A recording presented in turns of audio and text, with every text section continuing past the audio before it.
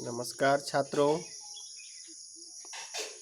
मेरा मोबाइल मेरी शिक्षा में आपका हार्दिक स्वागत है।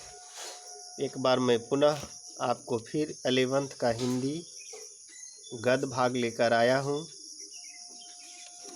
ये दूसरा पाठ है, कविता की परख, रामचंद्र शुक्ल के द्वारा रचित है।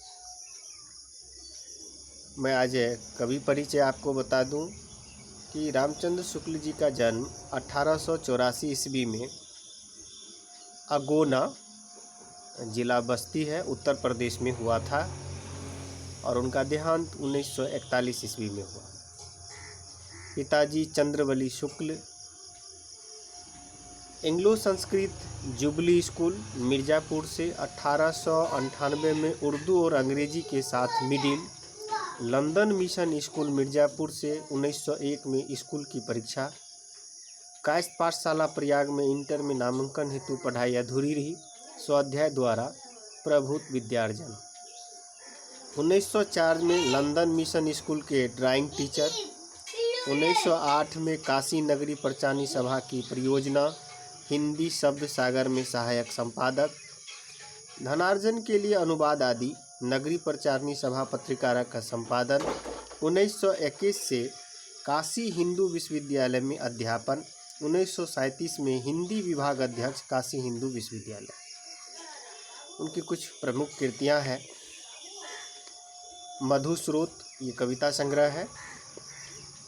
गोस्वामी तुलसीदास, जैसी ग्रंथावली की भूमिका, ब्रह्मगीतसार, रश्मिमंसा, संस्कृत विद्यानाथ विश्वनाथ प्रसाद मिश्र, त्रिवेणी, कृष्णानंद, पाठालोचन और आलोचना, हिंदी साहित्य का इतिहास, हिंदी साहित्य का इतिहास श्री राधा कृष्ण जी की जीवनी, चिंतामणि भागवत, चिंतामणि भाग 2 वो विश्वनाथ प्रसाद मिश्र के द्वारा, जीवनी भाग 3 नामवर सिंह, सभी निबंध, विश्व प्रपंच लंबी भूमिका के साथ अनुवाद है, कल्पना का आनंद, शशांक बुद्धिचरित्र, सभी अनुवाद, अन्य कई अनुवाद, लेख, टिप्पणी, विविध विषय, निबंध, प्रबंध, पत्रिकाओं बिखरे।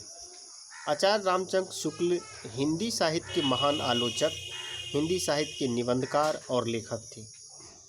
इतिहास, आलोचना और निबंध के क्षेत्र में उनका अवदान युग प्रवर्तक और अप्रतिम है।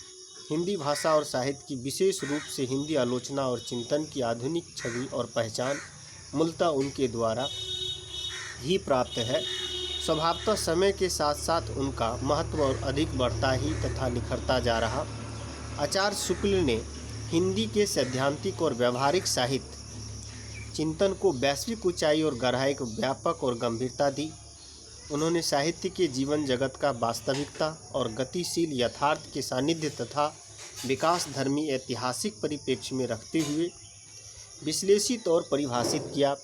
दर्शन, मनोविज्ञान, इतिहास और समाजशास्त्र का अपनी कल्पनाशील दृष्टि से समाहार और विनियोग करते हुए उन्होंने भाषा साहित्य को संपूर्ण परंपरा को युग रूपे नई अर्थवता उद्भता कर दिया।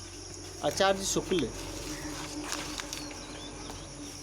का साहित्य चिंतन पुस्तक में शुरू होकर उन्हीं में समाप्त नहीं हो जाता। उनकी आलोचना किताब से उठकर हमारे जीवन में आश्रय और सहभागिता चाहती है। आचार्य शुक्ल के साहित्य चिंतन और आलोचना का राष्ट्रीय स्वाधीनता आंदोलन, देश के समाज की अव्यवस्थिति और दुनिया के पटल पर ज्ञान विज्ञान से विकास संबंध था। वे साहित्य को समय और समाज परिवेश में प्रभावित मानते थे, किंतु यह भी मानते थे कि साहित्य इन सब का उतना ही प्रभावित करता है। आचार्य शुक्ल की भाषा और विवेचन शैली गंभीर और प्रौढ़ है, किंतु उतनी ही ठेठ और सरल बोधगम्य भी। लेखक आलोचना होने के साथ साथ वे हिंदी साहित्य के महान अध्यापक भी। हमारा जो प्रस्तुत पाठ कविता की परख है वह चिंतामणि भाग 3 से लिया गया है, जिसे प्रख्यात आलोचक डॉक्टर नामवर सिंह ने 1983 में संपादित किया। कविता की परख मूलतः हाई स्कूल के छात्रों के लिए लिखा गया निबंध है, जो पहली बार आचार्य शुक्ल द्वारा स्कूल के छात्रों को संपादित पुस्तक हिंदी गद्य चंद्रिका में 1938 में प्रकाशित हुआ था।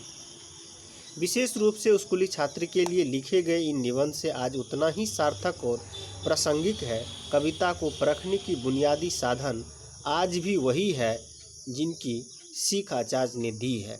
इन साधनों की आधारभूत सीख आज कहीं अधिक प्रासंगिक है।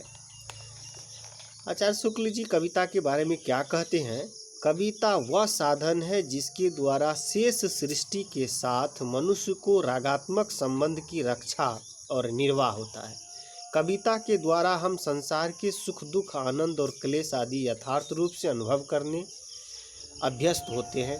इससे हृदय की अस्तबता हटती है और मनुष्यता आती है।